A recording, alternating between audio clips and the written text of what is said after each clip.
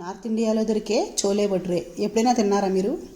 చాలా బాగుంటాయండి. హాయ్ అండి, టేస్టీగా చోలే భటూరే రెసిపీ ఎలా ప్రిపేర్ చేయాలో నేను మన ఫుల్ వీడియోలో చూపించాను చూడండి. చూసారు కదా భటూరే ఎంత సాఫ్ట్గా ఫ్లఫీగా వచ్చిందో.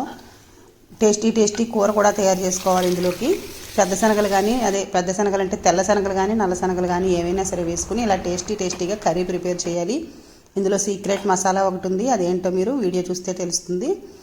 అలాగే భటూరేలు కూడా ఇలా సాఫ్ట్గా పొంగుతూ పూరీలాగా బాగా రావాలంటే ఇందులో ఏమేమి ఇంగ్రీడియంట్స్ కలపాలో నేను ఫుల్ వీడియోలో అయితే చూపించాను. ఈ చోలే భటూరే టేస్టే వేరండి, చాలా అంటే చాలా బాగుంటుంది.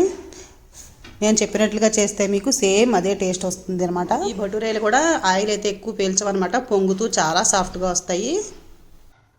ఇంకెందుకు ఆలస్యం, ఈ రెసిపీ ఫుల్గా చూడాలనుకుంటే మీరు మన రెసిపీలో లింక్ అయితే పెడతాను, ఒకసారి మీరు క్లిక్ చేసి చూడండి. ఇందులోకి ఉల్లిపాయలు, వేయించిన పచ్చిమిర్చి కానీ లేదంటే పచ్చిమిర్చి పచ్చడి కానీ వేసుకుని తింటే సూపర్ టేస్ట్గా ఉంటుంది కాంబినేషన్. అంతే కదండి, మీకు నార్త్ ఇండియన్ స్టైల్ డిషెస్ కావాలంటే మన గణశ్రీ రెసిపీస్ ఛానల్లో చాలా అంటే చాలా ఉన్నాయి. చూసి తప్పకుండా మీరు కూడా ట్రై చేయండి. నచ్చితే లైక్ చేయండి. Thank you for watching.